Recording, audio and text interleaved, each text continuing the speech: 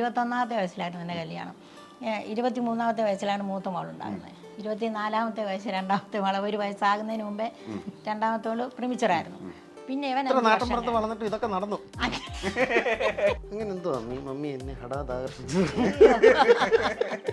അതങ്ങനെയാടാ, കല്യാണമൊക്കെ കഴിഞ്ഞ് പലയിടത്തായി കഴിയുമ്പോഴേ പലരുടെ ഭക്ഷണമല്ലേ കഴിക്കുന്നത്. അപ്പം പിന്നെ ഓർക്കാൻ ബുദ്ധിമുട്ടായിരിക്കും. അടിപൊളിയാന്നൊക്കെ പറഞ്ഞിട്ടുണ്ട്, പക്ഷെ ഇപ്പൊ ഒന്നും അവരതൊന്നും ഞാൻ പറഞ്ഞിട്ടുള്ള ഗ്രീൻ പീസ് കറി അല്ലാന്ന് പറഞ്ഞില്ല. മീൻകറിയൊന്നും മീൻ മീൻ വറുത്തതിനൊക്കെ ഒരു അമ്മ ഉണ്ടാക്കുന്നത് മാത്രമല്ലേ തിന്നിട്ടുള്ളൂ. പിന്നെ നമ്മൾ ലോകത്തോട്ട് ഇറങ്ങുമ്പോഴാണല്ലോ എല്ലാ കാര്യത്തിലും അങ്ങനെ. ലോകത്തിറങ്ങി കഴിയുമ്പോ എല്ലാം മറക്കും. അമ്മയുടെ ബർത്ത്ഡേ പോലും മറക്കും. കൂട്ടുകാരനെ അറിയാം. 4 പേരും ഇങ്ങനെ വരുമ്പോ നമുക്ക് എപ്പോഴും ഒന്നും ഒക്കത്തില്ല. മമ്മിക്ക് 1 കിലോ മീനിനകത്ത് എത്ര കഷ്ണം ഉണ്ടെന്നും ആ കഷ്ണങ്ങൾ എത്ര ദിവസം കൊണ്ട് തീരുമെന്നും കണക്കുണ്ടായിരുന്ന ഒരാളാണ് മമ്മി. എന്നെ എത്ര അടിച്ചാലും എനിക്ക് മമ്മിയോട് ഇഷ്ടമാണെന്നും പറഞ്ഞ് ഉമ്മ തരികയൊക്കെ ചെയ്യുമായിരുന്നേ. ഇപ്പൊ അതൊക്കെ ഇച്ചിരി കുറഞ്ഞിട്ടുണ്ട്. കല്യാണം കഴിഞ്ഞപ്പോ പിന്നെ അത് ജസ്റ്റ് ഒരു ഓൾട്രേഷൻ വരുത്തി മമ്മിന്ന് മാറ്റി ഭാര്യ അല്ല, കട്ട് ചെയ്തുകൊണ്ടൊന്നും എനിക്കൊരു പ്രശ്നമില്ല. ഞാൻ പറഞ്ഞു എനിക്ക് ഇങ്ങനെ പോണമെന്നുള്ള വലിയൊരു ആകാംക്ഷയല്ലേ, താല്പര്യം അങ്ങനെയൊന്നും. എന്നോട് പറയും ബർത്ത്ഡേക്ക് നിനക്ക് ഞാൻ ഷർട്ട് മേടിച്ചു തരാം. എന്നിട്ട് ബർത്ത്ഡേയുടെ അന്ന് പറയും ക്രിസ്മസിന്റെ ബോണസ് കിട്ടുമ്പോൾ മേടിച്ചു തരാമെന്ന്. ഞാൻ ഇപ്പോഴും മമ്മിയുടെ ചോദിക്കും, ആ ബോണസ് കിട്ടിയിട്ടില്ല. മേടിച്ചൊക്കെ തന്നിട്ടുണ്ട്, പക്ഷേ ഞങ്ങൾ ലിമിറ്റഡ് ആയിട്ടുള്ള ശമ്പളത്തിൽ ജീവിച്ചവരാ. എന്നെ കല്യാണം കഴിച്ച് ചെല്ലുമ്പം 500 രൂപയേ ഉള്ളൂ 3 പള്ളിയിൽ നിന്നും കൂടെ ഞങ്ങൾക്ക് കിട്ടുന്നത്. അപ്പോൾ അതിൽ 500 കിട്ടുന്നിടത്ത് 1000 ചിലവാക്കാൻ ഒക്കത്തില്ലല്ലോ. 2 പെൺപിള്ളേരുണ്ടായി കഴിഞ്ഞാൽ ഇവനുണ്ടായത്. അപ്പം ഒരാങ്കച്ചുണ്ടായപ്പോൾ ഒരു 2 പെൺപിള്ളേരും പറഞ്ഞിട്ടുണ്ട് ഇവനോടാണ്. അവർ പറയും മമ്മിക്കും വായിക്കും എപ്പോഴും അവനോടല്ലയോ സ്നേഹം, അവനോടല്ലയോ സ്നേഹം, ഇപ്പോഴും പറയാതൊക്കെ. അപ്പൊ ഒരു കൂടിച്ചേരലോ കെട്ടിയോ അങ്ങനത്തെ ഒരു ഫീലിംഗ് പ്രാർത്ഥിക്കുമെന്നൂടെ പറയണം. രാവിലെയും വൈകിട്ടും. മമ്മി എന്നെ അമ്മി പറയാത്ത മമ്മി എപ്പോൾ നാട്ടിൽ വന്നാലും ഞാൻ ചോദിക്കത്തില്ലേ മമ്മിക്ക് ഏതെങ്കിലും കൂട്ടുകാരെ കാണാൻ പോകണോ, ഏതെങ്കിലും ഫ്രണ്ട്സിനെ കാണാൻ പോകണോ, പഴയ റിലേറ്റീവ്സിനെ കാണാൻ പോകണോ, എല്ലായിടത്തും ഞാൻ കൊണ്ടുപോകാൻ തയ്യാറാണ്. ചോദിക്കും, പക്ഷേ പോവാൻ മനസ്സിൽ വിചാരിക്കുമ്പോഴത്തേനും ഇനി ഒത്തിരി പറയാനുണ്ടോ? സന്തോഷം, എല്ലാം സന്തോഷം. എന്നാലും ഓർത്തെടുത്ത് നമുക്കൊരു ആത്മകഥയൊക്കെ എഴുതണം, ഞാനും എൻ്റെ കുട്ടികളും.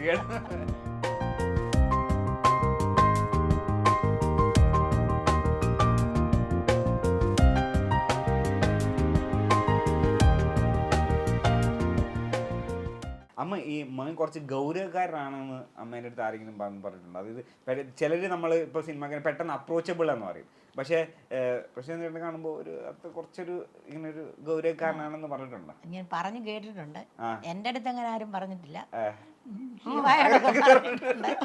ചില സ്വഭാവങ്ങള് ചിലർക്ക് ഒരു ഇറിറ്റേഷനായിട്ട് തോന്നുന്നുണ്ട്. അങ്ങനെ പറഞ്ഞു നമ്മൾ ശ്രദ്ധിക്കണം.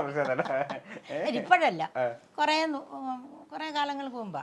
ഇപ്പം പക്ഷെ എനിക്ക് തോന്നുന്നു അതിലൊക്കെ ഒരുപാട് ആ സമീപനത്തിലൊക്കെ വ്യത്യാസം. സത്യസന്ധമായിട്ട് പറഞ്ഞാൽ ഈ നമുക്ക് ഭയങ്കരമായ ഒരു കോൺഫിഡൻസ് വരുമ്പോഴാണ് നമുക്ക് ഭയങ്കര കൂളായിട്ട് പെരുമാറാൻ പറ്റുക.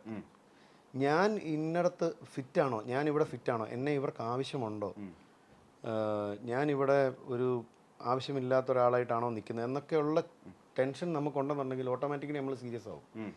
നമ്മൾ സീരിയസ് ആയി ഇതൊക്കെ ചിന്തിച്ചുകൊണ്ടിരിക്കുമ്പോഴേക്കും ഒരാൾ നമ്മളെ നോക്കുന്നു, അയാൾ നോക്കുന്നു ഇവൻ ജാടയിട്ട് നിൽക്കുകയാണല്ലോ എന്ന് അവർക്ക് തോന്നാം. നമ്മുടെ ഉള്ളിൽ മുഴുവൻ ഇങ്ങനത്തെ കുറേ ചോദ്യങ്ങൾ ഇങ്ങനെ പൊക്കോണ്ടിരിക്കുകയാണ്.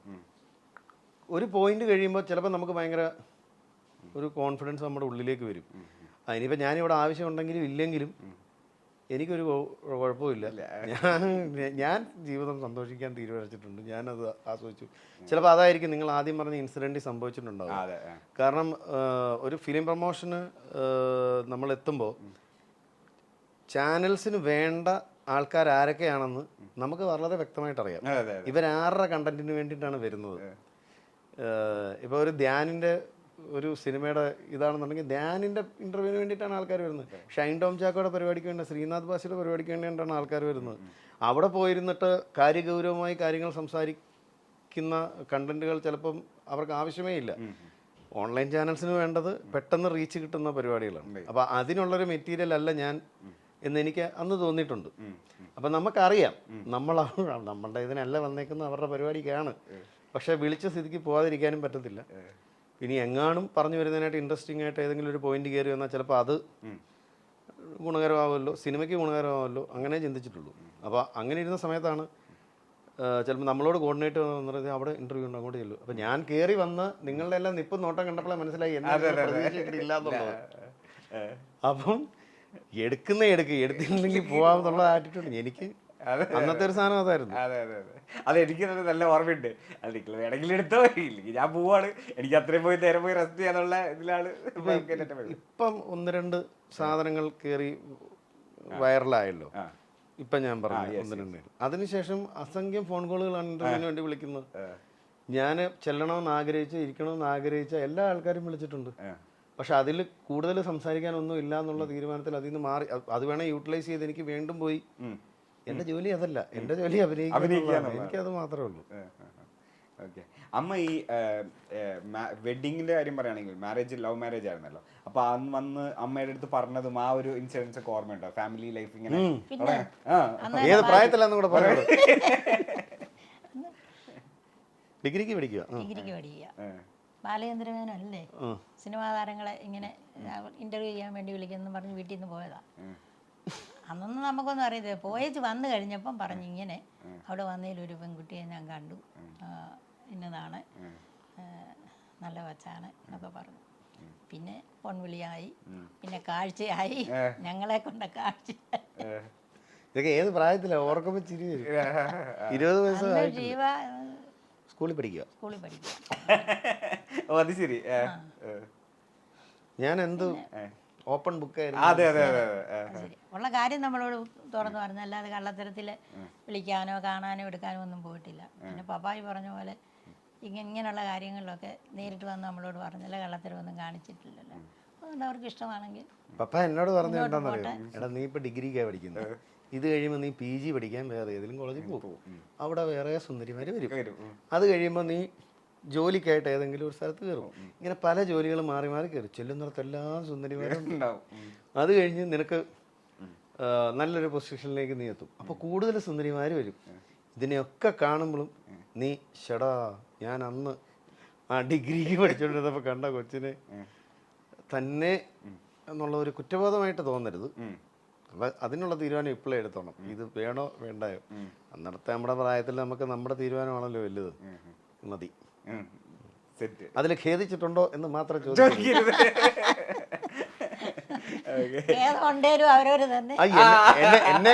എന്നെക്കാട്ടിൽ കഷ്ടമല്ലേ ഷീബയുടെ കാര്യം. അവൾ സ്കൂളിൽ പഠിച്ചോണ്ടിരുന്നപ്പോഴല്ലേ അവൾ എന്നെക്കാട്ടി കൂടുതൽ ഖേദിക്കുകയല്ലേ എന്നോർക്കുമ്പോൾ ഞങ്ങളുടെ ഖേദം വെട്ടി വെട്ടി പോയി. ഞങ്ങൾ അങ്ങ് അപ്പൊ നെക്സ്റ്റ് ആള് ഇപ്പം പ്രശാന്തേട്ടനും ഒക്കെ. അപ്പൊ ആ ഒരു കോൺഫിഡൻസ് ആയിരുന്നോ പിൻപ്രാവശ്യം പുള്ളി എന്താന്ന് വെച്ചാൽ അത് ഇഷ്ടമുള്ളത് ഫോളോ ചെയ്തു എന്ന് പറയാനുള്ള ഒരു കോൺഫിഡൻസ് ഇളയാൾക്ക്? അതും അത്രേ ഉള്ളൂ. അവർ രണ്ടുപേര് മനസ്സിലൊരു സ്നേഹമായിട്ട് തീരുമാനിച്ചു കഴിഞ്ഞാൽ പിന്നെ പ്രകാശിന്റെ അതും ഇതുപോലെ ഞാൻ ഒത്തിരി ആയി. അവനെ ഒരു അച്ഛനാക്കണമെന്ന് ആഗ്രഹിച്ചു. എന്തൊക്കെ ആഗ്രഹങ്ങളാണല്ലേ ജീവിതത്തിൽ ഒരാഗ്രഹവും സാധിക്കാത്ത ഒരു പാവം സ്ത്രീയാണ്. അയ്യോ 37-ാമത്തെ വയസ്സിലാണ് അവനുണ്ടാകുന്നത്, പ്രകാശം ഉണ്ടാകുന്നത്. അപ്പം അവിചാരിതമായിട്ടാണ്. അപ്പം എൻ്റെ മനസ്സിൽ വന്ന സമാധാനം, ദൈവം ചിലപ്പം പിന്നെ ഒരു പുരോഗതിനാകാൻ വേണ്ടി തന്നാന്നല്ലോ. അങ്ങനെയൊക്കെ ആഗ്രഹിച്ചു. അങ്ങനെയൊക്കെ കുറച്ച് നാളൊക്കെ അങ്ങ് പോയി. അന്നേരം പപ്പ പറയും, നിർബന്ധിച്ച് ഒരു കാര്യത്തിന് ആക്കരുത്. അവരുടെ താല്പര്യം എന്താന്ന് വെച്ചാൽ അവരുടെ ഇഷ്ടമനുസരിച്ച് അവരങ്ങനെ ആകുന്നെങ്കിൽ അങ്ങനെ ആയിക്കോട്ടെ, പ്രാർത്ഥിക്കുക. അങ്ങനെ പറഞ്ഞ അവനും പറഞ്ഞ പോലെ ഇപ്പൊ അതുകൊണ്ട് എന്താ 2 കലാകാരന്മാരുടെ അമ്മ എന്നുള്ളതല്ലേ. അന്നത്തെ പരിപാടി ഇപ്പം നമ്മൾ മുന്നിൽ ഇത് കാണുന്നില്ലല്ലോ. അവന് ഇങ്ങനെ ഒരു മ്യൂസീഷ്യനായിട്ട് തീരുമെന്നൊന്നും നമുക്കില്ല. അപ്പോൾ അവൻ ഗൾഫിൽ വെച്ചുണ്ടായതാണ്. 8-ാം മാസത്തിൽ ഞങ്ങൾ അവിടെ നിന്ന് പോര് കഴിഞ്ഞ് ഇവിടെ വന്നു കഴിഞ്ഞു. അവന് ശാന്തനായിട്ട് ഇപ്പം ഇവരെല്ലാം ഉണ്ടല്ലോ, മുതിർന്നവരല്ലേ എല്ലാവരും. അവന് ചേച്ചിമാരുണ്ട്. 13 വയസ്സിൻ്റെ ഇളയതാ, മൂത്താളും ഇളയാളും തമ്മിൽ. അപ്പോൾ അവൻ പിന്നെ അന്ന് ഞങ്ങളൊരു ചെറിയൊരു ഓർഗൻ കൊണ്ടുവന്നായിരുന്നു. അത് വീട്ടിലിരിപ്പുണ്ട്. ചേച്ചിമാരൊക്കെ അതിങ്ങനെ പ്ലേ ചെയ്യുകയൊക്കെ ചെയ്യുമായിരുന്നു. ഇവന് ഒരു പ്രായം കഴിഞ്ഞപ്പോൾ തുടങ്ങി ചുമ്മാതെ ഒരു ശാന്തനായിരുന്നു. അതിങ്ങനെ കയറി പ്രകാശം തന്നെ ഇരുന്ന് ഇങ്ങനെ പഠിച്ച് കുറേ കഴിഞ്ഞപ്പം അങ്ങനെ പഠിപ്പിക്കാനൊന്നും പറ്റില്ല. അങ്ങനെ ഈ പുന്നക്കാട് ഇടകയിൽ നിന്നപ്പോൾ അവിടുത്തെ ഒരു കൊയർ മാസ്റ്റർ, പുള്ളി ഒരു സാറിൻ്റെ പേര് ഞാൻ ഇങ്ങോട്ട് പോയി, ജോയ് മാഷ് എന്ന് പറയും. പുള്ളി ഗൾഫിലൊക്കെ ആയിരുന്നു പിള്ളേരെ ഒത്തിരി പ്രോത്സാഹിപ്പിക്കുമായിരുന്നു. അപ്പോൾ സാറിൻ്റെ കൂടെ ഒക്കെ പോയിരുന്ന് സാറിങ്ങനെ അതൊക്കെ പറഞ്ഞു കൊടുത്ത് ഒക്കെ അവൻ പഠിച്ചിട്ടുണ്ട്. അപ്പോൾ എപ്പോഴും ഇതാ സകല സമയം കിട്ടിയാലും അവൻ അതിനകത്ത് പ്ലേ ചെയ്തുകൊണ്ടിരിക്കും. അപ്പോൾ ഒക്കെ നമ്മൾ എനിക്കൊരു ആശങ്കയുണ്ട്, ഇതിങ്ങനെ പോയാൽ പഠിത്തം പോകുമല്ലോ ഇങ്ങനെയൊക്കെ ഉണ്ട്. അത് പറഞ്ഞ പോലെ 10ാം ക്ലാസ് കഴിഞ്ഞു, അവനും ക്ലാസ് കിട്ടി.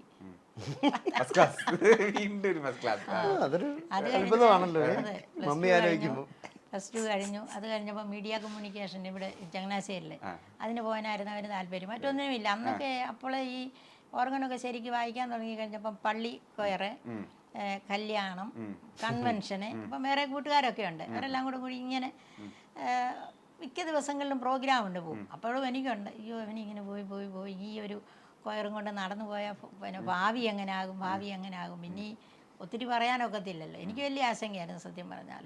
അങ്ങനെ പോയാൽ മുന്നോട്ടുള്ള ജീവിതം അങ്ങനെ.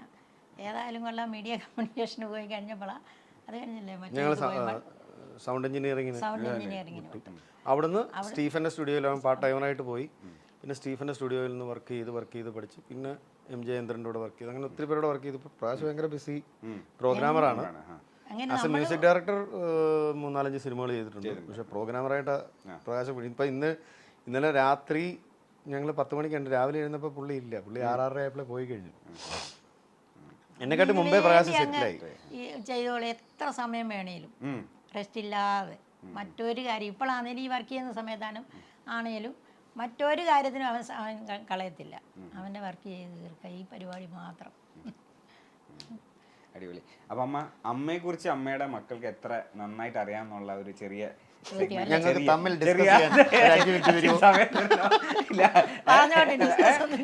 ഞാനത് ചോദിച്ചോട്ടെ, എത്ര കറക്റ്റ് ആയിട്ട് അറിയാം? ഒരമ്മയുടെ വിജയം എന്ന് പറയുന്നത് മകന്റെ വിജയമാണ്. മകൻ എന്ത് പൊട്ടത്തെറ്റ് പറഞ്ഞാലും അമ്മ ആണ്. ഓക്കെ, അമ്മയുടെ ബർത്ത്ഡേ ഫെബ്രുവരി 23 ആണോ? ആണോ അല്ലയോ? ഒന്ന് തെറ്റിപ്പോയി, മാസം ശരിയാ, ഡേറ്റ് തെറ്റിപ്പോയി. 24. വർഷം 1950. ഓക്കെ. സ്ഥലം, ജനിച്ച സ്ഥലം ആനിക്കാടായിരിക്കും. ആനിക്കാട്. ഓക്കെ. അമ്മയുടെ ഫേവറേറ്റ് കളർ ഏതാണ്? അമ്മയ്ക്ക് അങ്ങനെ ഒരു ഫേവറേറ്റ് ഇതൊന്നും ഇല്ല, സത്യസന്ധമായിട്ട്. മമ്മിക്ക് അങ്ങനത്തെ താല്പര്യങ്ങളൊന്നുമില്ല. ആണോ അമ്മ? ഇന്ന കളറൊന്നും ഇല്ല, വലിയ കളർ എനിക്ക് ഇഷ്ടമല്ല. റെഡ് അങ്ങനെയൊക്കെ ഉള്ളത്, കടും കളറുകളൊന്നും എനിക്ക്. ലൈറ്റ് ഗ്രീൻ ചിലപ്പോൾ ഇഷ്ടമായിരിക്കും. ആണോ? റോസ്. ഓക്കെ. അമ്മയുടെ ഫേവറേറ്റ് പ്ലേസ് ടു വിസിറ്റ് ഏതാണ്? ഇങ്ങനെ ഒരു താല്പര്യങ്ങളും ഇല്ലാത്ത ഒരാളാണ് mummy. Favourite place to visit എന്ന് പറഞ്ഞാൽ അങ്ങനെ ഒരു ഫേവറേറ്റ് പ്ലേസ് മമ്മിക്ക് ഉണ്ടാകത്തില്ല. പക്ഷേ മമ്മിക്ക് മമ്മിയുടെ കൂടെ പഠിപ്പിച്ചിരുന്ന പഴയ ടീച്ചർമാരെ കാണാൻ പോകുന്ന ഇഷ്ടമാണ്. ആണോ? വേറെ ആരെങ്കിലും ഉണ്ടോ? ഉണ്ടെങ്കിൽ പറഞ്ഞു നമുക്ക് കൊണ്ടുപോകാം. ഇല്ല. ഓക്കെ. അമ്മയുടെ ഫേവറേറ്റ് ഫുഡോ? പഴം. സത്യമാണോ? അതൊക്കെ നമുക്കറിയാം. ഓക്കെ.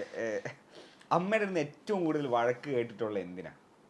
ഏറ്റവും എപ്പോഴും വഴക്ക് യൂഷ്വലി നമ്മളെല്ലാരും പഠിക്കാത്തതിനായിരിക്കും, അല്ലാതെ തുണി മറ്റേ വൃത്തികേടാക്കിക്കൊണ്ട് വരുന്നത്. ഓക്കെ. മമ്മയുടെ ഒരു ഹോബി എന്താണെന്നറിയോ? അമ്മ പാസ്റ്റ് ടൈം ഇപ്പൊ ഒരു 4-5 വർഷം മുമ്പ് വരെ മമ്മിയുടെ ഹോബി വേദോസമായനായിരുന്നു. ഇപ്പൊ അത് മാറിയിട്ട് ഫേസ്ബുക്ക് കാണലായിട്ടുണ്ട്. എന്നാലും ബുക്കുമായിട്ട് ബന്ധപ്പെട്ടൊരു കാര്യം, from Bible to Facebook. Okay. അമ്മ ഏറ്റവും അടിപൊളിയായിട്ട് വെക്കുന്ന ഡിഷ് ഏതാ? അയ്യോ, എല്ലാം അടിപൊളിയാണ്. അല്ല മമ്മി അല്ല, അതെ, മമ്മി ഏറ്റവും അടിപൊളിയായിട്ട് വെക്കുന്ന വെച്ചാൽ നമുക്ക് കഴിക്കാൻ ഇഷ്ടമുള്ളതെന്നുള്ളതല്ലേ. അങ്ങനെ എന്തോ മമ്മി എന്നെ ഹഠാത് ആകർഷിച്ചു.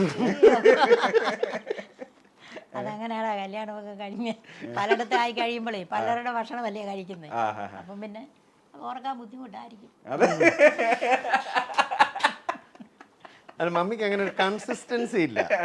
മമ്മി ചില ദിവസം ഉണ്ടാക്കുന്ന സാമ്പാറിന് നല്ല ടേസ്റ്റ് ആയിരിക്കും, പിറ്റേ ദിവസമല്ല പിന്നെ ഒരു പ്രാവശ്യം ഉണ്ടാക്കിയത് വളരെ മോശമായിരിക്കും. അങ്ങനെ കൺസിസ്റ്റൻസി ഉള്ളത് പറയണ്ട. മമ്മിയുടെ ബീഫ് കറിക്ക് കൺസിസ്റ്റൻസി ഉണ്ട്, മമ്മിയുടെ ഗ്രീൻ പീസ് കറിക്ക് കൺസിസ്റ്റൻസി ഉണ്ട്. പിന്നെ മമ്മിയുടെ മുട്ടക്കറി നല്ല പ്രശാന്ത് ചേട്ടൻ ഓർത്തില്ലെങ്കിൽ അമ്മ ഓർത്തിട്ടുണ്ടാവും എന്താണ് കറക്റ്റ്. എടാ ഇത് അമ്മ ഇത് അടിപൊളിയാന്ന് പറഞ്ഞില്ല, അമ്മ എന്താ അമ്മ ഏറ്റവും അടിപൊളിയാന്ന് പറഞ്ഞിട്ടുള്ളത്? അടിപൊളിയാന്നൊക്കെ പറഞ്ഞിട്ടുണ്ട്, പക്ഷെ ഇപ്പൊ ഒന്നും അവരതൊന്നും ഞാൻ പറഞ്ഞിട്ടുള്ള ഗ്രീൻ പീസ് കറി അല്ലാന്ന് പറഞ്ഞില്ല. മീൻ കറി ഒന്നും മീൻ വറുത്തിട്ടില്ല. മീൻ വറുത്തതിനൊക്കെ ഒരു ബീഫ് പറഞ്ഞല്ലോ മമ്മി. അതെന്താന്ന് വെച്ചാലേ നമ്മള് മറ്റുള്ള രുചികൾ അറിഞ്ഞിട്ടില്ലല്ലോ. മമ്മി ഉണ്ടാക്കുന്നത് മാത്രമല്ലേ തിന്നിട്ടുള്ളൂ. പിന്നെ നമ്മൾ ലോകത്തോട്ട് ഇറങ്ങുമ്പോഴാണല്ലോ. എല്ലാ കാര്യത്തിലും അങ്ങനെ ലോകത്തിറങ്ങി കഴിയുമ്പോ എല്ലാം മറക്കും. അമ്മയുടെ ബർത്ത്ഡേ പോലും മറക്കും.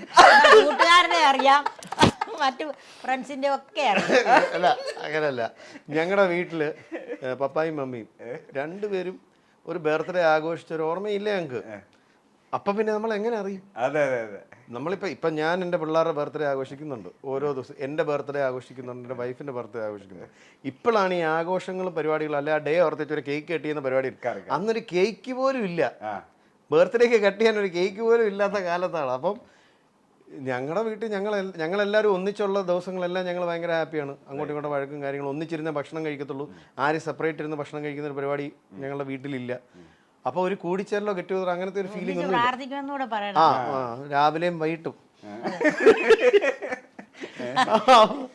അപ്പൊ അതിനിടയ്ക്ക് ഇന്നാണ് ബർത്ത്ഡേ എന്നുള്ളൊരു സാധനം എനിക്ക് സത്യസന്ധമായിട്ട്. ഞങ്ങൾ ചേച്ചിമാരൊക്കെ ഇൻഡിപെൻഡൻ്റ് ആയിട്ട് ശേഷമാണ്, അതായത് ഞങ്ങളെല്ലാം വളർന്ന് ഞങ്ങൾക്കൊക്കെ കുട്ടികളായതിനു ശേഷമാണ് ആക്ച്വലി ഞങ്ങൾ പപ്പായുടെയും മമ്മിയുടെയും ബർത്ത്ഡേ ഒക്കെ ആഘോഷിക്കുന്നത്.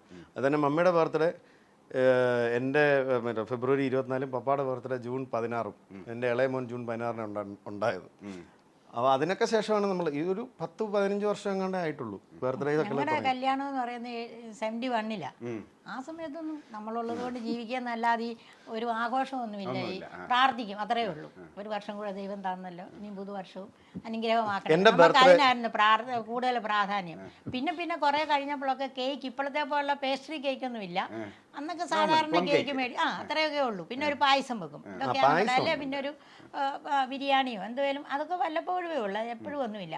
4 പിള്ളേരുണ്ട്, 4 പേരില്ലേ, 4 പേരും ഇങ്ങനെ വരുമ്പോൾ നമുക്ക് എപ്പോഴും ഒന്നും ഒക്കത്തില്ല. മമ്മിക്ക് 1 കിലോ മീനിനകത്ത് എത്ര കഷ്ണം ഉണ്ടെന്നും ആ കഷ്ണങ്ങൾ എത്ര ദിവസം കൊണ്ട് തീരുമെന്നും കണക്കുണ്ടായിരുന്ന ഒരാളാണ്. ഞങ്ങൾ ലിമിറ്റഡ് ആയിട്ടുള്ള ശമ്പളത്തിൽ ജീവിച്ചവരാ. എന്നെ കല്യാണം കഴിച്ച് ചെല്ലുമ്പം 500 രൂപയേ ഉള്ളൂ 3 പള്ളിയിൽ നിന്നും കൂടെ ഞങ്ങൾക്ക് കിട്ടുന്നത്. അപ്പോൾ അതിൽ 500 കിട്ടുന്നിടത്ത് 1000 ചിലവാക്കാൻ ഒക്കത്തില്ലല്ലോ. അപ്പം പിന്നെ നമ്മൾ ആരോടെങ്കിലും കടം മേടിക്കണ്ടേ. ഇന്ന് വരെ ദൈവകൃപയാലെ ഈ ജീവിതത്തിൻ്റെ ഈ അവസരം വരെയും ഒരു നയ പൈസ ഒരു മനുഷ്യരോട് കടം മേടിക്കുകയോ ലോൺ എടുത്ത് ഒരു കാര്യം ഒന്നും ചെയ്യാൻ അന്നത്തെ കാലമല്ലേ ഞങ്ങൾ അതിന് ശ്രമിച്ചിട്ടില്ല. അന്ന് അച്ഛൻ പറയുമായിരുന്നു 100 രൂപ കിട്ടിയാൽ 99 രൂപയെ ചിലവാക്കാം, 1 രൂപ മാറ്റി വെക്കണമെന്ന്. ആ ഒരു രീതിയിലാണ് ഇപ്പോഴും ഞാൻ ജീവിക്കുന്നത്. എനിക്കൊക്കെ അന്നേ ഈ മീനും ഇറച്ചിയൊക്കെ വേസ്റ്റ് ചെയ്യുന്ന കാണുമ്പോൾ എനിക്ക് അത്ഭുതം തോന്നിയിട്ടുണ്ട്. എങ്ങനെ ഇവർക്കിത് വേണ്ടെന്ന് വെക്കാൻ തോന്നുന്നു. കാരണം നമുക്ക് തികയുന്നില്ല. ഞങ്ങളെല്ലാം ഓരോ മീൻ കഷ്ണമായിട്ട് ചോറുണ്ണാനിരിക്കും. ചോറുണ്ട് കഴിഞ്ഞാൽ ആ മീൻ കഷ്ണം അവിടെ ഉണ്ടാവും. കാരണം ഇത് ലാസ്റ്റ് തിന്നും. അതിൻ്റെ ഇടയ്ക്ക് കൂടുതൽ മിടുക്കുള്ള ആൾക്കാർക്ക് മറ്റുള്ള ആളുടെ പ്ലേറ്റിലേയും കൂടെ അടിച്ചു മാറ്റാൻ അവസരം കിട്ടാറുണ്ട്. എന്നാലും ഉണ്ടല്ലോ ഇവരുടെ കൊച്ചിലത്തെ ഫോട്ടോ ഒക്കെ കണ്ടിട്ടുണ്ടോ? അല്ല എങ്ങനെയായിരുന്നു കിടന്നിട്ടില്ല. ഞങ്ങൾക്ക് കിട്ടുന്നതിനനുസരിച്ച് ഭക്ഷണത്തിന് ഒരു ബുദ്ധിമുട്ടും ഉണ്ടായിട്ടില്ല. എന്ന് പറഞ്ഞാൽ ഇപ്പം ഒന്നിച്ചെല്ലാം കൂടെ കഴിക്കുക എന്നുള്ളതല്ല, നല്ല മാന്യമായ രീതിയിൽ ലിമിറ്റഡായ രീതിയിൽ ഇന്ന് ഞാൻ അങ്ങനെ ജീവിക്കുന്നത്. പഴയ ഒരു രീതി നമുക്കുണ്ടല്ലോ, കിട്ടുന്നതും കൊണ്ട് ജീവിക്കുക, കടം മേടിക്കാതെ ജീവിക്കുക, ഉള്ളതും കൊണ്ട് എൻ്റെ ബർത്ത്ഡേ നവംബറിലാണ്. എൻ്റെ ബർത്ത്ഡേ നവംബറിലാണ്. അപ്പോൾ മമ്മി എന്നോട് പറയും ബർത്ത്ഡേക്ക് നിനക്ക് ഞാൻ ഷർട്ട് മേടിച്ചു തരാമെന്ന് പറയും. എന്നിട്ട് ബർത്ത്ഡേയുടെ അന്ന് പറയും ക്രിസ്മസിന്റെ ബോണസ് കിട്ടുമ്പോൾ മേടിച്ചു തരാമെന്ന് പറയും. ഞാൻ ഇപ്പോഴും മമ്മിയുടെ ആ ബോണസ് കിട്ടിയിട്ടില്ല. എപ്പോഴും നമുക്ക് കൊടുക്കാൻ പറ്റിയിട്ടില്ല. കാരണം നമ്മുടെ അന്നൊന്നും അങ്ങനെ കിട്ടില്ല. ഒന്നെങ്കിൽ ബർത്ത്ഡേക്ക് അല്ലെങ്കിൽ ക്രിസ്മസ് അതൊക്കെ കൊടുത്തിട്ടുണ്ട്. പിന്നെ അത് കൂടുതലൊക്കെ തുണി ഇടാൻ എങ്ങനെ നടക്കുമല്ലേ? നിങ്ങളൊക്കെ ആവശ്യത്തിന് തുണി വിട്ടിട്ടുണ്ട്. ബർത്ത്ഡേക്ക് അങ്ങോട്ട് തന്നിട്ട് ഇടാവുന്നൊന്നുമില്ല. അതൊക്കെ ഇപ്പോഴത്തെ ഈ സ്റ്റൈല്. അതുകൊണ്ട് ഈ പറയുന്ന ചോദ്യങ്ങൾ വലിയ അർത്ഥമില്ല. അന്ന് കണ്ടല്ലോ. ബാക്കി 2 ചോദ്യം കൂടി ഉണ്ട്. ചോദിച്ചു. അമ്മയുടെ ഫേവറേറ്റ് ആക്ടർ ആരാ? മമ്മിക്ക് മോഹൻലാൽ ആണോ? അമ്മ മോഹൻലാലിനെ ഇഷ്ടമാണ്. പിന്നെ ആരെ ഏറ്റവും ഇഷ്ടം? ഇഷ്ടമാ വേറെ ആരോട് കൂടെ? മോഹൻലാലും മമ്മൂട്ടിയൊക്കെ എനിക്ക് താല്പര്യം. ഓക്കെ. പപ്പായ്ക്ക് മോഹൻലാലിനെ ഭയങ്കര ഇഷ്ടമായിരുന്നു. അതുകൊണ്ട് ഞാൻ വിചാരിച്ചു മമ്മിക്കും അങ്ങനെ ആയിരിക്കും. അങ്ങനെയാണ് മമ്മിയുടെ ബെസ്റ്റ് ഫ്രണ്ടിന്റെ പേരെന്താ? അങ്ങനെ ആരാ അമ്മ? ഞാൻ പറഞ്ഞില്ല. ഞാൻ അല്ല, മമ്മിയുടെ ബെസ്റ്റ് ഫ്രണ്ടിന്റെ പേര് പറയുമ്പോൾ എനിക്ക് തെറ്റുമെന്നുള്ളതല്ല. മമ്മിയുടെ ബെസ്റ്റ് ഫ്രണ്ട് ആണെന്ന് വിചാരിക്കുന്ന കുറെ ആൾക്കാരുണ്ട്. അവർക്ക് ഒരാളുടെ പേര് പറഞ്ഞു. ഒരാളുടെ പേര് പറഞ്ഞോ? അങ്ങനെ ഒരു സൗഹൃദം സൂക്ഷിക്കുന്ന ഒരാളായിട്ട് എനിക്ക് തോന്നിയിട്ടില്ല. നമ്മുടെ ദീനാമച്ചി ഒരു ഭയങ്കര സുഹൃത്തായിരുന്നു, മരിച്ചുപോയി. ഇപ്പം എൻ്റെ കൂടെ പഠിപ്പിച്ച മോളി സാറുണ്ട്, മേരിക്കുട്ടി ടീച്ചറുണ്ട്. അങ്ങനെ കുറച്ച് പേരുണ്ട്. ഓക്കെ, ഇത് അമ്മേനോടാണ്. ഇത് കുറച്ച് ടഫായിട്ടുള്ള ക്വസ്റ്റ്യൻ ആണ്. 4 മക്കളുണ്ട്. അപ്പോൾ വളരെ എല്ലാവരും പറയും 4 പേരുണ്ട്, എന്നാൽ ഒരാളോടൊരു പ്രത്യേക സ്നേഹം എല്ലാ അമ്മമാർക്കും ഉണ്ട്. അതാരോടാ? അങ്ങനില്ല. ഇല്ല, 2 പെൺപിള്ളേരുണ്ടായി കഴിഞ്ഞാൽ ഇവനുണ്ടായത്. അപ്പം ഒരാങ്കച്ചുണ്ടായപ്പോൾ ഒരു 2 പെൺപിള്ളേരും പറഞ്ഞിട്ടുണ്ട് ഇവനോടാണ്. അവർ പറയും മമ്മിക്കും പപ്പായ്ക്കും എപ്പോഴും അവനോടല്ലയോ സ്നേഹം, അവനോടല്ലയോ സ്നേഹം, ഇപ്പോഴും പറയാതൊക്കെ. പക്ഷെ എനിക്ക് എല്ലാവരോടും സ്നേഹമാണ്. അങ്ങനെ പ്രത്യേകിച്ച് ഒരു സ്നേഹമില്ല. ഞാൻ പിന്നെ മമ്മിയുടെ ആ സ്നേഹം കുറയ്ക്കാൻ വേണ്ടി ഞാൻ പരമാവധി ഇവനെ ഒത്തിരി സ്നേഹിക്കുവാനും തന്നെ. എവിടെ പാലും കെട്ടിപ്പിടിച്ച് ഉമ്മ വരും. എന്നോട് പറയും മമ്മി എന്നെ എത്ര അടിച്ചാലും എനിക്ക് മമ്മിയോട് ഇഷ്ടമാണെന്നും പറഞ്ഞ് ഉമ്മ തരികയൊക്കെ ചെയ്യുമായിരുന്നേ. ഇപ്പൊ അതൊക്കെ ഇച്ചിരി കല്യാണം കഴിഞ്ഞ പിന്നെ അത് ഞാൻ ജസ്റ്റ് ഒരു ഓൾട്രേഷൻ വരുത്തി, മമ്മിന്ന് മാറ്റി ഭാര്യ. അല്ല, അത് എനിക്കിഷ്ടമാണ്. കാരണം ഭാര്യയ്ക്ക് അത് ഇഷ്ടപ്പെടുകയല്ലോ. ഞാനതും കാണുന്ന കൂട്ടത്തില്ല. അങ്ങനെ ഒത്തിരി ഒന്നും എനിക്ക് വേണമെന്ന് ഞാൻ ആഗ്രഹിക്കുന്നില്ല. പിന്നെ സ്നേഹം വേണം എന്ന് ആഗ്രഹിക്കുന്നുണ്ട്. കൂടുതലൊന്നും ഞാൻ ആഗ്രഹിക്കുന്നില്ല. ഇത്രയൊക്കെ മതി. എനിക്ക് എല്ലാവരോടും സ്നേഹം ഒരുപോലെ. പിന്നെ പെൺപിള്ളേർ പറയും ആൺപിള്ളേരോടാ കൂടുതൽ സ്നേഹമെന്ന്. ആൺപിള്ളേരങ്ങനൊന്നും പറയാറില്ല. ഇവൻ പറയും അനിയനോട് പറയാറില്ല. ഞാൻ പറയത്തുന്നു അതൊക്കെ ചിലപ്പോൾ പറയും. ചുമ്മാ തമാശനാന്നേലും പറയാല്ലേ. എനിക്കൊരു വലിയ പ്രശ്നമുണ്ടായി. ഞാൻ ഡിഗ്രിക്ക് പഠിക്കുമ്പോൾ കോളേജിൽ ബൈക്കിൽ പോകാനൊക്കെ ആഗ്രഹിച്ചിട്ടുണ്ട്. പപ്പായ്ക്ക് ബൈക്കുണ്ട്. ഞാൻ ചോദിക്കും, പപ്പ ബൈക്ക് തരത്തില്ല. കോളേജിൽ ഡിഗ്രി ഫൈനൽ ഇയർ ആയിട്ട് പോലും എനിക്ക് പോകാൻ പറ്റില്ല. പക്ഷെ പ്രകാശിന് +2ൻ്റെ സമയത്ത് പോലും സ്കൂട്ടർ എടുത്തുകൊണ്ട് പോകാനുള്ള സ്വാതന്ത്ര്യം കൊടുത്തിട്ടുണ്ട്. അപ്പം ഞാൻ ഓർത്തിട്ടുണ്ട്, ഇവൻ ഇതെല്ലാം കൊടുക്കുന്നുണ്ടല്ലോ, എനിക്ക് എന്നാ തരാതെ. അവൻ കാറിലും സ്കൂട്ടറിലുമാണ് അവൻ കോളേജിൽ പോയിക്കൊണ്ടിരുന്നത്. പക്ഷെ നീ പുന്നിക്കാട്ടൊക്കെ വരുമ്പോൾ സ്കൂട്ടറൊക്കെ കോളേജിൽ പോകാൻ സമ്മതിച്ചിട്ടില്ല. ബസ് സ്റ്റാൻഡ് വരെ പോവാം. കോളേജിൽ ബൈക്കിൽ ചെല്ലുക, പിള്ളേരുടെ മുമ്പിൽ കറങ്ങാന്നൊക്കെ ഉള്ള ആഗ്രഹമില്ല. അത് നടന്നിട്ടില്ല. പക്ഷെ പ്രകാശിന് ഇതെല്ലാം പപ്പ അനുഭവിച്ചു കൊടുത്തിട്ടുണ്ട്. അപ്പൊ എനിക്ക് തോന്നിയിട്ടുണ്ട് ഇവനോട് ചെറിയൊരു സാധനം ഉണ്ടെന്നുള്ളത്. പക്ഷെ എനിക്ക് ഇപ്പൊ എനിക്ക് പിടികിട്ടി. അത് എനിക്കും 2 മക്കളുണ്ടായി കഴിഞ്ഞപ്പം എനിക്ക് മനസ്സിലായി എന്തുകൊണ്ടാണ് എനിക്ക് തരാഞ്ഞത്, എന്തുകൊണ്ടാണ് അവന് കൊടുത്തതെന്നുള്ളത്. കാരണം അവൻ കുറച്ചുകൂടെ മെച്ചുറായിരുന്നു. എനിക്കിതൊക്കെ കിട്ടിയ ഒരു നെകളിപ്പുണ്ട്. അതുകൊണ്ടാണ് എനിക്ക് തരാഞ്ഞത്. അവനത് ഹാൻഡിൽ ചെയ്യാൻ പറ്റുമെന്ന് പപ്പായ്ക്ക് അറിയായിരുന്നു. അതുകൊണ്ടാണ് അവന് കൊടുത്തത്. ലൈഫിൽ എന്നെക്കാട്ടി മുമ്പേ സെറ്റിൽ ആയതും പ്രകാശാണ്. അപ്പം ആ പ്രായക്കൂടുതലുണ്ടെങ്കിലും ആ ടൈം ലാപ്സ് ഉണ്ട് എനിക്ക് അതിലേക്ക് എത്താൻ. പക്ഷേ സ്നേഹക്കൂടുതലൊന്നും അങ്ങനെ നമുക്ക് ഒരിക്കലും പറയാൻ പറ്റില്ല. ഞാൻ എപ്പോഴും ആരുമായിട്ട്, എൻ്റെ സുഹൃത്തുക്കളായിട്ട് പ്രശ്നം ഉണ്ടാകുമ്പോഴോ ഏതെങ്കിലും തരത്തിൽ മനുഷ്യരുമായിട്ട് എന്തെങ്കിലും പ്രശ്നങ്ങൾ ഉണ്ടാകുമ്പോൾ എൻ്റെ മനസ്സിലേക്ക് ആദ്യം വരുന്ന കാര്യമാണ്, ഞങ്ങൾ 4 മക്കൾ, ഒരപ്പൻ്റെയും അമ്മയുടെയും. ഒരമ്മയുടെ വെയിറ്റിൽ നിന്ന് 4 മക്കളാണ് ഞങ്ങൾ 4 പേരും. 4 പേർക്ക് 4 സ്വഭാവമാണ്. 4 പേരും 4 രീതിയിലാണ് ഒരു കാര്യത്തിനോട് റിയാക്ട് ചെയ്യുന്നത്. അപ്പോൾ പിന്നെ മറ്റു മനുഷ്യരുടെ കാര്യത്തിൽ നമ്മൾ പരാതിപ്പെട്ടിട്ടോ വിഷമിച്ചിട്ടോ കാര്യമില്ലല്ലോ. പക്ഷെ അപ്പനും അമ്മയ്ക്കും അങ്ങനെ ഒരു വേർതിരിവ് ഉണ്ടാകാൻ പറ്റത്തില്ല. ചിലർ അവൻ ഇച്ചിരി മിടുക്കനാണല്ലോ, ഇവൻ ഇച്ചിരി മിടുക്കിയാണല്ലോ എന്നൊക്കെ തോന്നാം. പക്ഷെ ഇഷ്ടത്തിൽ അങ്ങനെ ഒരു വ്യത്യാസം വരുത്താൻ പറ്റുമെന്ന് എനിക്ക് തോന്നുന്നില്ല. ഇഷ്ടത്തിൽ വ്യത്യാസം വരത്തില്ല. പക്ഷെ നമുക്ക് എല്ലാവരുടെയും സ്വഭാവത്തിന്റെ പ്രത്യേകതകൾ അറിയാം, അതറിയാം. പക്ഷെ ഇഷ്ടത്തിന് വ്യത്യാസം വരത്തില്ല. ആ പ്രത്യേകത അറിഞ്ഞുകൊണ്ട് നമ്മൾ പിന്നെ അവരോട് ആ രീതിയിൽ നിൽക്കും. അങ്ങനെ സ്നേഹത്തിന് അതുകൊണ്ട് കുറച്ച് സ്നേഹത്തിന് ഒരു കുറവുമില്ല. ഈവൻ കൊച്ചിലെ എങ്ങനെയാന്ന് ചോദിച്ചാൽ ഈ പൈസയുടെ കാര്യത്തിലൊക്കെ വളരെ കറക്റ്റാ. ആവശ്യമില്ല ഒരു പൈസ പോലും ചിലവാക്കത്തില്ല. കലോത്സവത്തിന് പോകുമ്പോഴാണ് ചില പൈസ ചോദിക്കുന്നത്, വണ്ടിക്കൂലി അല്ലാതെ. അന്നേരം പപ്പ ഒരു 100 രൂപ കൊടുക്കും. തിരികെ വരുമ്പം ഇത്ര രൂപ ചിലവാക്കി പോടാ 100 ഇല്ല 10 രൂപ ഒന്നുമല്ല 100 തന്നിട്ടുണ്ട്. വെണ്ണിക്കുളത്തൊക്കെ പഠിക്കുമ്പോൾ 10 രൂപ പോയേച്ച് വന്ന് കഴിയുമ്പോൾ ഇത്ര രൂപ ചിലവായെന്ന് പറഞ്ഞ് ബാക്കി പൈസ കൊണ്ട് അപ്പൻ്റെ കൊടുക്കും. അപ്പോൾ അന്ന് തുടങ്ങിയ ഈ പൈസയൊന്നും അങ്ങനെ ആവശ്യമില്ലാതെ ചിലവാക്കത്തില്ല. ഇപ്പോഴും അങ്ങനെയാണ്. ഇപ്പം പിന്നെ കുറെ കൂടെ ഒക്കെ ഒരു ഇതായിട്ടുണ്ട്. ഇപ്പൊ ഹാപ്പി അല്ലേ 2 മക്കളും എല്ലാം അവരുടെ എനിക്ക് വളരെ ഹാപ്പി. എല്ലാവരുടെയും 4 പേരും അവരെല്ലാം നല്ല രീതിയിൽ ചെയ്യും. ഞങ്ങൾക്ക് മമ്മിയുടെ കാര്യത്തിൽ ഭയങ്കര ഹാപ്പിയാണ്. മറ്റേത് മമ്മി ഭയങ്കര നെഗറ്റീവായിരുന്നു. ഒരു പരിപാടിക്കും വരത്തില്ല. എവിടെയെങ്കിലും പോകാന്ന് പറഞ്ഞാൽ വെറുതെ എവിടെയെങ്കിലും ടൂറിന് കൊണ്ടുപോയാൽ മമ്മി ഏമ്പക്കം വിട്ട് നമുക്ക് ടെൻഷൻ കാരണം ആനയുടെ പിണ്ടം കിടപ്പുണ്ടോ, ആന വരുമോ, നമ്മൾ തേക്കടിയിലൊക്കെ പോകുമ്പോൾ ദൈവമേ ആന, പുലി, പിള്ളേർ. ഈ പപ്പ ബോംബെയിലായിരുന്നു ഞാൻ +1 +2 ചെയ്യുമ്പോൾ. അപ്പോൾ മമ്മിയും പ്രകാശും നാട്ടിലാണ്. ഇവർ അവധിക്ക് ബോംബെക്ക് വരും. എങ്ങനെയാ വരുന്നതെന്നറിയോ? മുകളിലത്തെ മിഡിൽ ബർത്തിൽ പ്രകാശ് കിടന്നിട്ട് പ്രകാശിന്റെ കൈ താഴോട്ട്, ലോവർ ബർത്തിൽ മമ്മി കിടന്നിട്ട് മമ്മിയുടെ കൈ മേളിലോട്ട്. ഇങ്ങനെ മറ്റേ ട്രെയിനിന്റെ കമ്പി അല്ലാതെ ഇവരുടെ കൈ ഇങ്ങനെ പിടിച്ചു കിടന്ന ഉറങ്ങി. അത്രയ്ക്ക് ടെൻഷനും പേടിയുള്ള ഒരാളായിരുന്നു മമ്മി. ഒരു സിനിമയ്ക്ക് വിളിച്ചാൽ വരത്തില്ല. എന്നാ കാണാനാ സിനിമ എന്നൊക്കെ പറഞ്ഞിട്ട് നാളിപ്പം ഞങ്ങളോട് ട്രിപ്പിനൊക്കെ വരാൻ തുടങ്ങി. സിനിമകളൊക്കെ കാണാൻ തുടങ്ങി. പിന്നെ ഇപ്പോഴും എനിക്ക് എപ്പോഴും ഇഷ്ടം ചെറിയ കടകളിൽ നിന്ന് ചായ കുടിക്കുകയും ഭക്ഷണം കഴിക്കുകയും ചെയ്യുന്നതാണ് എനിക്കിപ്പോൾ ഇഷ്ടം. അതിനോട്ട് അത്രയ്ക്ക് അങ്ങോട്ട് എത്തിയിട്ടില്ല. കാരണം ഇവരൊക്കെ ഏത് കൈ കൊണ്ടാണ് ഉണ്ടാക്കുന്നത്, എന്ത് വെള്ളം വെച്ചാൽ ഉണ്ടാക്കുന്നതൊക്കെ അവരുടെ മുമ്പിൽ വെച്ച് തന്നെ ചോദിക്കും. അങ്ങനൊന്നുമില്ല. അങ്ങനെയൊക്കെ ഉണ്ട്. ഞാൻ റെക്കോർഡ് ചെയ്യും. ഞാൻ പറയാം, എനിക്ക് അപ്പനും അമ്മയും ഇല്ലാതെ എന്നെ കല്യാണം കഴിച്ചത്. അപ്പോൾ ആ ഒരു രീതി ഞാൻ വളർന്നു വന്നതെന്ന് പറഞ്ഞാൽ പണ്ടത്തെ നാട്ടിൻപുറമല്ലേ, അപ്പനും ഇല്ല അമ്മയും ഇല്ല, കല്യാണം കഴിച്ചു. അപ്പോൾ ആ മനസ്സിൻ്റെ ഒരു വേദനയൊക്കെ ഒന്ന് ഓർത്ത് നോക്കാം. അങ്ങനെ ഒരു പ്രയാസമുള്ള ഒരു അനുഭവത്തിൽ കൂടെ ഞാൻ വളർന്നു വന്നത്. കല്യാണം കഴിഞ്ഞ് വന്നു. 21ാമത്തെ വയസ്സിലായിരുന്നു എൻ്റെ കല്യാണം. 23ാമത്തെ വയസ്സിലാണ് മൂത്ത മോളുണ്ടാകുന്നത്. 24ാമത്തെ വയസ്സ് രണ്ടാമത്തെ മോളെ, 1 വയസ്സാകുന്നതിന് മുമ്പേ രണ്ടാമത്തെ മോള് പ്രിമിച്ചറായിരുന്നു. പിന്നെ ഇവൻ വളർന്നിട്ട് ഇതൊക്കെ നടന്നു.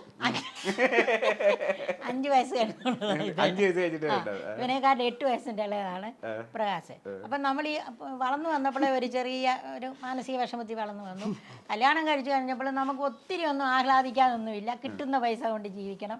അപ്പം ഒരു ശകലം സമയം കിട്ടിയ ഒന്നുമില്ല. അങ്ങനെ ഒരു ആഗ്രഹമില്ല. ദൈവമുള്ളവനെ കെട്ടണമെന്നേ ആഗ്രഹമുള്ളായിരുന്നു. കുടിക്കുകയും വലിക്കുകയും ചെയ്യാത്ത മര്യാദയ്ക്ക് ജീവിക്കുന്നത് അത് ദൈവം തന്നു. പിന്നെ ഈ പള്ളിയിൽ ചെല്ലുമ്പം ടൂർ പ്രോഗ്രാം ഒക്കെ ഉണ്ടല്ലോ, അങ്ങനെയൊക്കെ പോകുന്നതല്ലാതെ സ്വന്തമായിട്ട് ഒരു ടൂറിനൊക്കെ പോകണ രൂപ എന്ന് വേണം കയ്യിൽ. അപ്പം നമ്മൾ അങ്ങനെയൊക്കെയുള്ള കാര്യങ്ങളെല്ലാം അങ്ങ് ഒതുക്കും. ഈ അന്നത്തെ കാലത്തെ കാര്യമാണ് പറയുന്നത്. ഇപ്പോഴത്തെ അച്ഛന്മാരങ്ങനൊന്നും അല്ല, അവരൊക്കെ നല്ല രീതിയിൽ ജീവിക്കുന്നവരാ. അങ്ങനെ എല്ലാത്തിലും ഇപ്പോഴത്തെ അച്ഛന്മാർ ആൾക്കാരുടെ ആറ്റിറ്റ്യൂഡിൽ മാറ്റം വന്നു. അതായിരിക്കും, ആറ്റിറ്റ്യൂഡിൽ മാറ്റം വന്നു. അതൊക്കെ ശരിയാണ്. അന്ന് സേവ് ചെയ്യാനില്ല. പോയി കഴിഞ്ഞാൽ ആരോടെങ്കിലും കടം മേടിക്കണം. അതുകൊണ്ട് അതിന് വേണ്ടാന്ന് വിചാരിച്ച് അങ്ങനെയുള്ള കാര്യങ്ങളെല്ലാം മനുഷ്യരുടെ ആത്മാഭിമാനത്തിന്റെ ലെവലിൽ മാറ്റം വന്നിട്ടുണ്ട്. ഇന്നിപ്പോ ഇച്ചിരി കടം മേടിച്ചാലും അല്ലെങ്കിൽ ലോൺ എടുത്താലും നല്ല രീതിയിൽ ജീവിക്കണമെന്നുള്ളത്. അന്ന് ഞങ്ങളുടെ കൂട്ടത്തിൽ അങ്ങനെയുള്ളവരുണ്ട്. പറഞ്ഞ് ഞാൻ കേട്ടിട്ടുണ്ട്. ഇന്നടത്ത് പോകണം, കാറ് പിടിച്ചേ പോകത്തുള്ളൂ. അപ്പം പിന്നെ പൈസ ഇല്ല. അപ്പോൾ ഇടവേലെ ട്രസ്റ്റിയോട് പൈസ മേടിക്കും. ഒടി ട്രസ്റ്റി അത് പരാതി പറയും. ഇങ്ങനെയൊക്കെയുള്ള കാര്യങ്ങൾ നമ്മൾ കേട്ടിട്ടുണ്ട്. അപ്പം നമ്മൾ അതൊന്നും പറയിപ്പിക്കില്ലല്ലോ. ഉള്ളതും കൊണ്ട് ജീവിച്ചാൽ മതി, ഇച്ചിരി ഒതുങ്ങി ജീവിച്ചാൽ മതി. അങ്ങനെ ഉള്ള ഒരു ജീവിതമായിരുന്നു. അല്ലാതെ ഒരു സിനിമ വന്നോണ്ടേ ആ സിനിമയ്ക്ക് പോകാം, അങ്ങനെയുള്ള ഒരു പരിപാടികളൊന്നും അല്ല നമ്മൾ ഈ ജീവിച്ച് വന്നത്. പിന്നെ പാപ്പാക്ക് ഇതൊക്കെ ഇഷ്ടമായിരുന്നുകൊണ്ട് പലപ്പോഴും ഒക്കെ എന്നെ കൂടാതൊക്കെ തന്നെ പോകുമായിരുന്നു. അല്ല, ഞങ്ങൾ എല്ലാവരും കൂടെ ഒന്നും പോകും. ജുറാസിക് പാർക്ക് കാണാൻ അല്ലാതെ ഒരു സിനിമയ്ക്ക് പോയി അങ്ങനെ വന്നുകൊണ്ട് നമുക്ക് ഒരു നിർബന്ധമില്ല. അന്നേരം പിന്നെ വേണ്ടെന്ന് പറയാറില്ല. അങ്ങനെ ഈ സിനിമ കാണിച്ച് തുടങ്ങി. ഇപ്പം പക്ഷേ കുറേ നാളായി സിനിമ കണ്ടിട്ട്. അവൻ ചിലപ്പം വരുമ്പം താമസം മാറ്റി പനിയന്റെ വീട്ടിലാണ് താമസിക്കുന്നത്. അല്ല, ചിലപ്പോൾ ഷീവ പോകും. അവർ തിരുവല്ലായി ചെന്നേച്ചാൽ അവിടെ നിന്നായിരിക്കും പോകുന്നത്. അപ്പം പിന്നെ ഞാൻ പറയും ഞാൻ വരുന്നില്ല എന്ന് പറയും. പിന്നെ ഇവിടെ വന്നു കഴിഞ്ഞ് പ്രകാശിന് പിന്നെ സിനിമ കാണാൻ പോകുന്ന ഒരു പരിപാടിയേ ഇല്ല. അവനവിടെ കാണുന്നുണ്ടല്ലോ, ചെയ്യുന്നൊക്കെ കാണുന്നുള്ളതുകൊണ്ട് അങ്ങനെയില്ല. അങ്ങനെയൊക്കെ ആയതുകൊണ്ട് നമുക്ക് അങ്ങനെ നേരത്തെ അങ്ങനെയുള്ളൊരു വാശിയല്ലേ പോകണം അങ്ങനെയുള്ള ഒരു താല്പര്യമൊന്നുമില്ല. വീട്ടിലും അങ്ങനെയില്ല. അച്ഛനുള്ളപ്പോഴും അങ്ങനെയുള്ള ഒരു ജീവിതം അല്ലാഞ്ഞുകൊണ്ട് അങ്ങനെയൊന്നും പോകാനുള്ള താല്പര്യം പ്രകടിപ്പിച്ചിട്ടില്ല. പിന്നെ ടൂർ പോക്ക് അച്ഛനുള്ളപ്പം പോയിട്ടുണ്ട്, കുറച്ച് ഈ പിള്ളേർ കൊണ്ടുപോയിട്ടുണ്ട്. അല്ലാതെ അത് കഴിഞ്ഞപ്പം പിന്നെ ഈ മോള് അവരെപ്പോഴും ഒരു ടൂറുകാരാണ്, രണ്ടാമത്തെ മോള്. ഇവർ പ്രകാശ് പിന്നെ വല്ലപ്പോഴും അപ്പം വിളിക്കുമ്പോൾ ഞാൻ പോകും. ഇപ്പോൾ എനിക്കൊന്നും നോക്കാനില്ലല്ലോ, ഉത്തരവാദിത്വം എല്ലാം കഴിഞ്ഞു. പിന്നെ ബാധ്യതകളൊന്നും അല്ല എന്നാലും നമ്മളൊരു സന്തോഷത്തിന്റെ ഒരു പരിപാടിയിലേക്ക് വിളിക്കുമ്പോൾ വരുന്നില്ല എന്ന് പറയുമ്പോൾ നമുക്ക് മൊത്തത്തിലൊരു നെഗറ്റീവ് അടിക്കും. അതെ മമ്മി ഇപ്പൊ ആ ഓളത്തിലേക്ക് എത്തി തുടങ്ങിയിട്ടുണ്ട്. അപ്പൊ അത് നമുക്കെല്ലാം ഭയങ്കര ഹാപ്പിനെസ് ആണ്. ആദ്യമൊക്കെ അവരെങ്ങനെയാന്ന് ചോദിച്ചാൽ നിൽക്കുന്ന ഇപ്പോൾ ഒരു പോകാങ്ങ് എവിടെയാന്ന് ചോദിച്ചാൽ അപ്പൊ എനിക്ക് ടെൻഷനാണ്, ഇവിടെ പോകുന്നത് വെള്ളത്തിൽ വല്ലതും ചാടുമോ, ഇവിടെയൊക്കെ ആയി പോകുന്നത്. അപ്പൊ ഞാൻ പറയും ഇവിടെയൊക്കെയാ പോകുന്നൊക്കെ ചോദിക്കും. അപ്പൊ ഇഷ്ടപ്പെടത്തില്ല. പിന്നെ അതുകൊണ്ടിപ്പോ ഞാനൊക്കെ വന്നേക്കാം. ഞാനിപ്പോ പിള്ളേരുമായിട്ട് കടലിലോ വെള്ളവുമായി ബന്ധപ്പെട്ട സ്ഥലങ്ങളിലോ ചെറിയ റിസ്ക് ഏറിയാലും പോകണമെങ്കിൽ മമ്മിയോട് പറയാറില്ല. ഞങ്ങളങ്ങ് പോകും. കാരണം പിള്ളേർക്ക് നമ്മൾ നമ്മുടെ പിള്ളേർ മമ്മി ഞങ്ങളെ പറ്റി ചിന്തിക്കുന്ന ഞങ്ങൾ ഞങ്ങളുടെ മക്കളെ പറ്റി ചിന്തിക്കുന്നത്. അപ്പം നമ്മളവർക്ക് വേണ്ട പ്രൊട്ടക്ഷനും സെക്യൂരിറ്റി ഗിയറും എല്ലാം കൊടുത്തിട്ടാണ് കൊണ്ടുവന്നത്. അവരത് നമ്മളുടെ കൂടെ അത് അവരെ എൻജോയ് ചെയ്യണം. എന്നാലേ അവരൊറ്റയ്ക്ക് സുഹൃത്തുക്കളായിട്ട് പോകുമ്പോഴും എന്തൊക്കെ കാര്യങ്ങൾ ശ്രദ്ധിക്കണം എന്നുള്ളത് നമ്മളാണ് ഈ സമയത്ത് അവർക്ക് ട്രെയിൻ ചെയ്ത് കൊടുക്കുന്നത്. അപ്പം മമ്മിക്ക് അത് ടെൻഷൻ ആയതുകൊണ്ട് മമ്മി ഞങ്ങളും ഒഴിവാക്കും. കാരണം ഇവർ വെള്ളത്തിൽ കാലം നനയ്ക്കാൻ പറ്റത്തില്ല, ഇങ്ങോട്ട് പോകും. കാരണം അതിൽ നിന്ന് മമ്മിയെ നമ്മൾ കട്ട് ചെയ്തു. അല്ല എനിക്ക് കട്ട് ചെയ്തുകൊണ്ടൊന്നും എനിക്കൊരു പ്രശ്നമില്ല. ഉണ്ടെന്ന് ആരും പറഞ്ഞില്ല. ഞാൻ പറഞ്ഞു എനിക്ക് ഇങ്ങനെ പോകണമെന്നുള്ള വലിയൊരു ആകാംക്ഷ അല്ലെ താല്പര്യം അങ്ങനെയൊന്നുമില്ല. പിന്നെ വിളിച്ചാൽ പോകും എന്നുള്ളത് കഴിഞ്ഞ് അല്ലെ പോകണം. ഇപ്പോഴത്തെ ഒരു രീതി അല്ല, നമ്മൾ ആ രീതിയിൽ തന്നെ ഇങ്ങോട്ടേക്ക് പോകുന്നു. മമ്മി എന്നാ മമ്മി പറയാത്ത? മമ്മി എപ്പോൾ നാട്ടിൽ വന്നാലും ഞാൻ ചോദിക്കത്തില്ല മമ്മിക്ക് ഏതെങ്കിലും കൂട്ടുകാരെ കാണാൻ അതൊക്കെ പോകണോ, ചോദിക്കും കേട്ടോ. ഏതെങ്കിലും ഫ്രണ്ട്സിനെ കാണാൻ പോകണോ, പഴയ റിലേറ്റീവ്സിനെ കാണാൻ പോകണോ, എല്ലായിടത്തും ഞാൻ കൊണ്ടുപോകാൻ തയ്യാറാണ്. ചോദിക്കും. പക്ഷേ പോവാൻ മനസ്സിൽ വിചാരിക്കുമ്പോഴത്തേനും ഇങ്ങ് പോരും. അപ്പോഴത്തേനും ഒരു വിളി വന്ന് മമ്മി വ്യാരിച്ചെടുക്കാൻ 5-6 ദിവസം എടുത്തൊന്നും വ്യാരിക്കരുത്, നേരത്തെ വ്യാരിച്ച് വെക്കണം. അപ്പൊ ചോദിക്കുന്നുണ്ടെ ഇമീഡിയറ്റ് പറയണം. ഓക്കെ. അപ്പോൾ എന്തായാലും പ്രശാന്ത് ചേട്ടാ, ഇല്ലമ്മ ഇത്രയും നേരം ഞങ്ങളുടെ കൂടെ സ്പെൻഡ് ചെയ്തതിനും നിങ്ങളുടെ ഈ ഒരു ഹാപ്പിനെസ് കാണുമ്പോൾ ഞങ്ങളും ഭയങ്കര ഹാപ്പിയാണ്. അപ്പോൾ ഇത് ഇങ്ങനെ തന്നെ കണ്ടിന്യൂ ചെയ്ത് പോട്ടെ എന്നെല്ലാം. ഇനി ഒത്തിരി പറയാനുണ്ടോ? ഇല്ല, സന്തോഷം, എല്ലാം സന്തോഷം. എന്നാലും ഓർത്തെടുത്ത് നമുക്കൊരു ആത്മകഥയൊക്കെ എഴുതണം, ഞാനും എൻ്റെ കുട്ടികളും. പപ്പായ്ക്ക് വലിയ ആഗ്രഹമായിരുന്നു ഒരു പുസ്തകമൊക്കെ എഴുതണം, പക്ഷെ നടന്നില്ല. തീരുമാനിച്ചിട്ടുണ്ടോ? ഞാൻ നമ്മുടെ പുസ്തകം കുറച്ച് എത്തട്ടെ, അനുഭവങ്ങളിലേക്ക് എത്തിയിട്ടില്ല. ഓക്കെ, അപ്പം thank you so much. Thank you.